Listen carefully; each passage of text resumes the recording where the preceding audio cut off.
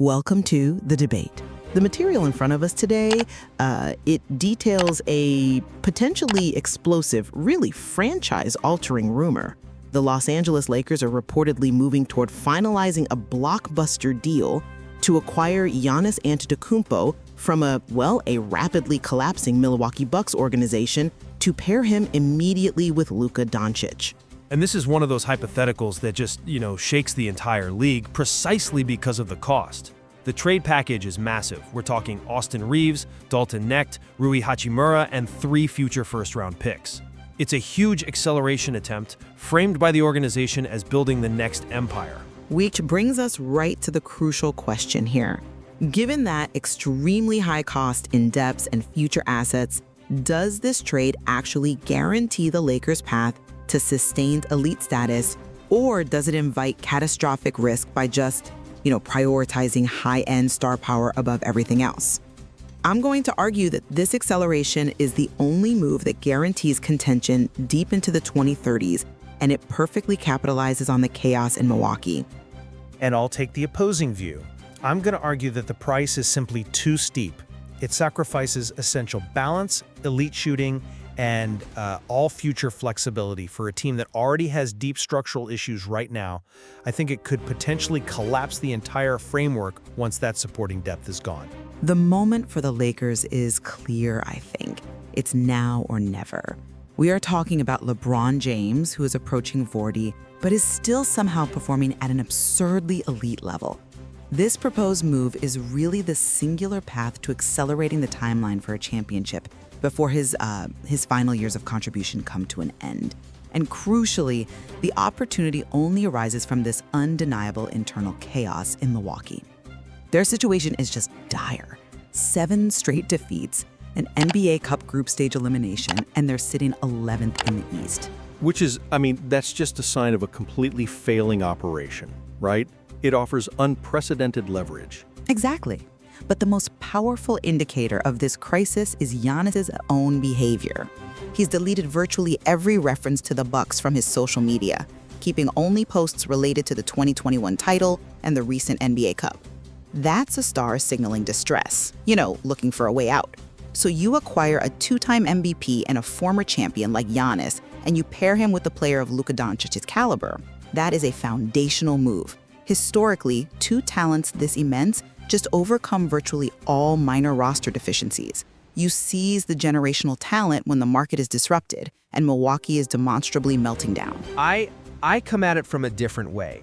While the superstar potential of Giannis and Luka is intoxicating, this specific trade package, Reeves, Hachimura, the high-potential 2-way wing Dalton Knecht, and 3 first-round picks, it is a crippling cost. It just strips away vital shooting, versatile depth, and all future security. My core concern is that the organization's focus is just fundamentally misplaced. They are struggling with critical internal issues right now. Just look at the data. The catastrophic 22 turnovers against the Suns, coupled with the very public observation that the team didn't play with desire, these aren't minor deficiencies. These are foundational cracks in the wall. I think you might be confusing the symptom of failure with the ultimate cost, though. But it is a symptom of systemic issues that trading away the few reliable depth pieces you have won't fix. Consider the internal dilemma around Jared Vanderbilt, who's been benched for 6 games because his lack of shooting just compromises the entire offense. This highlights that floor spacing and fit are already primary problems. So you trade away Austin Reeves, who improves spacing, and Hachimura, while bringing in another primarily ball-dominant interior forward in Giannis? That doesn't solve the systemic issues.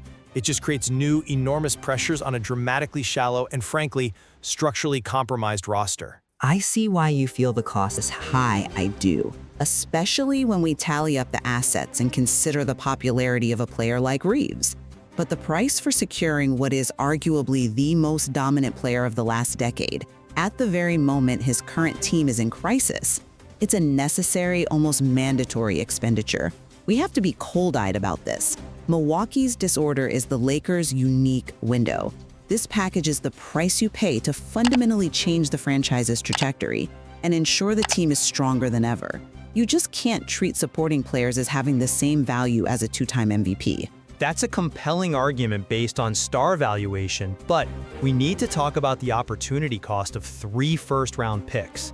You're mortgaging every future possibility. Reeves, as the material cites, is a crucial part of improving the very spacing issue that's currently benching Vanderbilt. Losing Reeves means the team is immediately worse at perimeter creation and off-ball movement. And then 3 first-round picks. That leaves this core, even if it is Giannis, Luka, and LeBron, with 0 built-in flexibility to address inevitable injuries or, systemic flaws that emerge down the line. We've also seen reports that the existing locker room atmosphere is already tense, with players looking over their shoulder.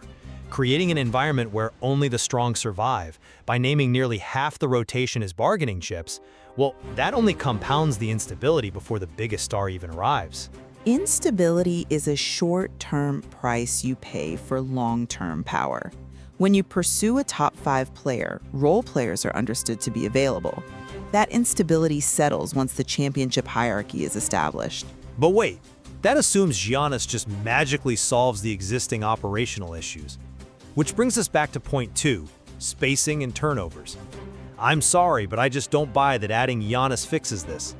The loss against the Suns revealed deep structural flaws, 22 turnovers, and a dependence on Luka's brilliance that led to 9 turnovers from him alone. The problem is ball security and spacing.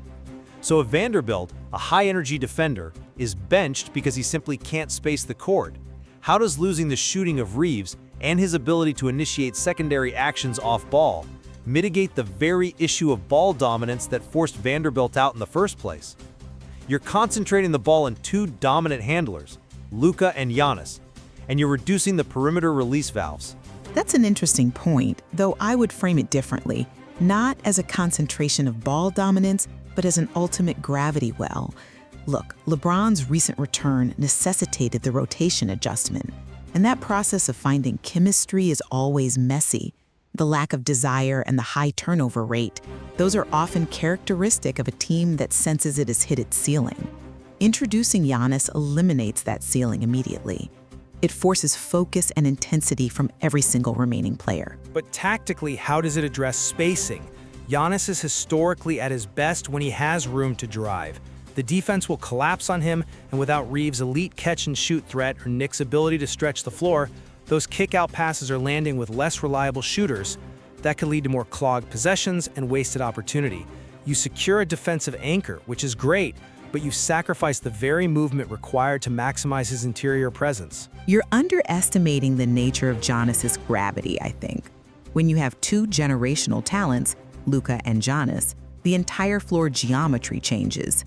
Giannis requires maximum defensive attention inside, which frees up Luka to work in space, or, more importantly, sets the table for LeBron in his final years. The defensive benefit alone outweighs any slight degradation in perimeter shooting. We are adding a Defensive Player of the Year. The material suggests the Lakers' defense simply disappeared against the Suns, allowing Dillon Brooks and Colin Gillespie to score 61 points between them. Giannis instantly fixes that internal lack of resistance. Once you have a top-tier core, you worry about the tertiary personnel later. I agree that Giannis is a defensive force, but I'm not convinced that analysis holds up under structural scrutiny. While Giannis is an elite individual defender, the current Lakers defense is characterized by poor transition organization and reliance on complex help defense schemes that use Vanderbilt's specific versatility. The defensive problems are systematic, not just talent-based. We've seen star teams fail when the cost so severely compromises the supporting structure. If the Lakers cannot address their turnover issues and systemic defensive lapses before making this colossal move, they risk ending up with 3 superstars who are constantly forced to play heavy minutes and have no structural depth for relief. That leads to inevitable exhaustion and collapse. That line of reasoning ignores the ultimate goal, which brings us to the dynasty imperative versus sustainable success. You speak of exhaustion, I speak of multi-generational dominance. This isn't just about winning a single title. It's about establishing sustained elite status for the next half-decade. By securing Giannis now, the Lakers ensure that when LeBron eventually departs, Luka is not left alone to carry the load. They establish the next great foundation immediately. This is a moment a large franchise takes advantage of market disorder to secure its legacy. But empires require foundations, not just gilded towers. This trade creates immediate, significant structural vulnerability. You cannot have sustained contention without flexibility, and 3 traded first-round picks eliminates all flexibility for the foreseeable future. What if the fit between Giannis and Luka is awkward initially? What if LeBron has a sudden age-related decline? The team will have 0 trade assets, no desirable young players like Reeves, no mid-tier contracts like Hachimura, and no future draft capital to adjust the roster. The current data strongly suggests that the Lakers are not one superstar away from perfection. They are a structurally vulnerable team whose issues will be magnified by losing key rotation players and mortgaging their future. The risk is calculated because the reward is unprecedented. If the Lakers wait until Giannis forces a trade through an official request, the price is only going to go up. The fact that the rumors are no longer just rumors and the entire league is on alert means the Lakers have to strike now. Delaying is wasting a once-in-a-lifetime chance to establish the NBA's next great run of title contention. You acquire the foundational stars, and the surrounding pieces, they fall into place around that gravitational pull. I think we fundamentally disagree on the ability of gravitational pull to fill structural holes. I maintain that sacrificing your entire foundation for a single, immediate ceiling raise is a desperate play for glory that severely jeopardizes long-term success. It prioritizes the highest possible ceiling at the expense of having the highest floor. The debate, for me, confirms that the opportunity presented by Milwaukee's collapse and Giannis's public discontent is simply too potent and rare to ignore. While the risk to depth and flexibility is indeed real, achieving the goal of pairing Giannis with Luka, maximizing LeBron's final elite years, and establishing a new dynasty, that outweighs the danger of maintaining an already fragile squad that has demonstrated a hard ceiling.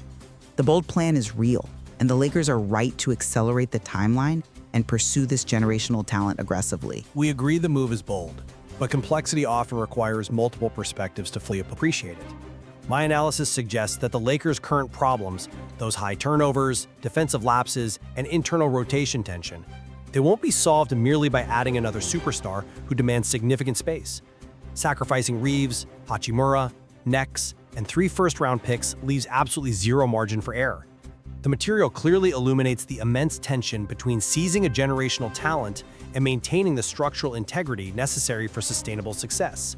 There is certainly much more to explore here regarding the precise role of each superstar within this hypothetical new hierarchy, particularly how the team dynamic shifts when LeBron transitions from a primary scorer to a primary facilitator for this new star duo.